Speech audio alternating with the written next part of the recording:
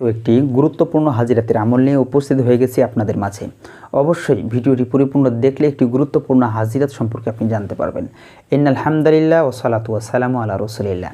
কাছে এবং দূরে, দেশে এবং দেশের বাইরে যারা যেখান থেকে জালালী এমটিভিতে যুক্ত হচ্ছেন সকলকে জানাচ্ছি অনেক অনেক প্রীতি ও শুভেচ্ছা।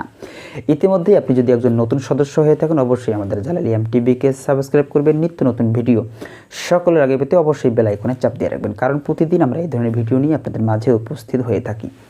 আমাদের জালালী এমটিভিতে যে সমস্ত ভিডিও দেওয়া হয় দেখবেন প্রত্যেকটা ভিডিওই কার্যকরী এবং ভালো ফলাফলদায়ক। এর জন্য প্রত্যেকটা ভিডিওর আমল আপনি করে টেস্ট করতে পারেন ইনশাআল্লাহ।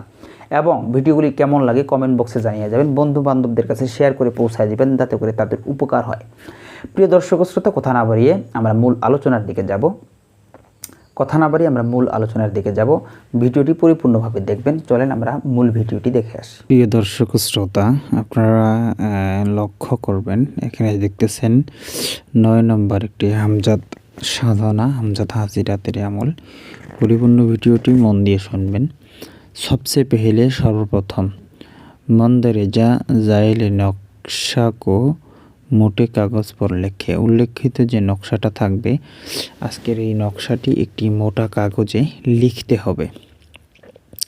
আর পুরানি টুপি মে মজবুতি সে লে, পুরাতন একটা টুপির মধ্যে এই নকশাটা ভালোভাবে ঢুকায়া মজবুত করে রাখবে। তারপরে আপনাকে যেটা করতে হবে, ইস আমল কা কোই খাস অক্ত নেই, এই আমলটার নির্দিষ্ট কোনো নিয়ম নেই, সময় নেই।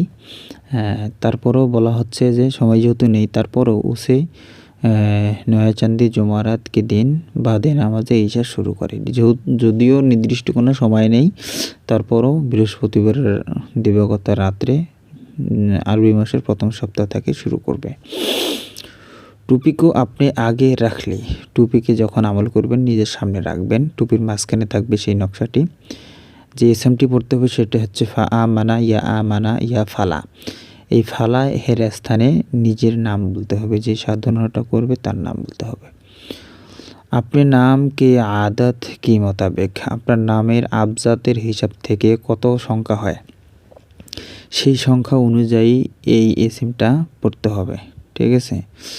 এবং আর পুরানি টুপি আপনি সন্দুক মে রাখ কর তালা দে, এবং ওই টুপিটা একটা বাক্সের মধ্যে রেখে তালা দিতে হবে।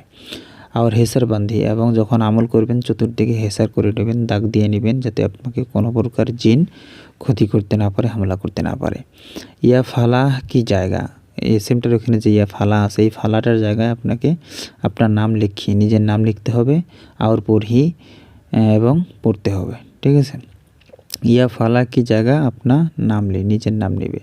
ওয়ালিদ কা নাম লেনে আর পড়নে কি জরুরত নেই, নিজের বাবার নাম বলা এবং পড়ার কোনো প্রয়োজন নেই। রোজানা টুপি কো নিকলি, প্রতিদিন টুপিকে বাহির করবে।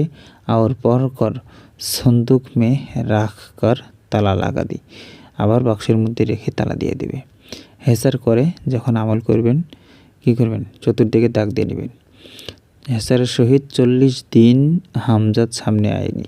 আপনারা 40 দিন আমল করবেন, 40 দিনের ভিতরে হামজাত সামনে আসবে। ইসে শরায়ত তাই করলে, তার সাথে শর্ত শরায়ত বলে নেবে, সে কেমনে সহযোগিতা করবে, কেমনে কি করবে বিস্তারিত কথা বলে নেবেন। আর কুই এসি শরায়ত না দে, এরকম কোনো শর্ত দেবেন না যে কবুল ইয়া মকবুল না হয়, যেটা সে করতে না পারে বা মেনে নিতে না চায়, এরকম কোনো কষ্টদায়ক শর্ত দিবেন না। তারপরে বলতেছেন দৌরানে আমল পরহেজে জালালি ও জামালি জরুর করে। যখন আমল করবেন অবশ্যই জালালি জামালি পরহেজ করতে হবে। জালালি জামালি পরহেজ করা ছাড়া আমলে সাকসেস হতে পারবেন না, অন্যথায় প্রত্যেকটা আমল সাকসেস হওয়া সম্ভব। ভিডিওটি ভালো লেগে থাকলে অবশ্যই আমাদের জালালী এমটিভির সাথেই থাকবেন। যারা যেখানে থাকেন সুস্থ থাকেন, সুন্দর থাকেন। আসসালামু আলাইকুম।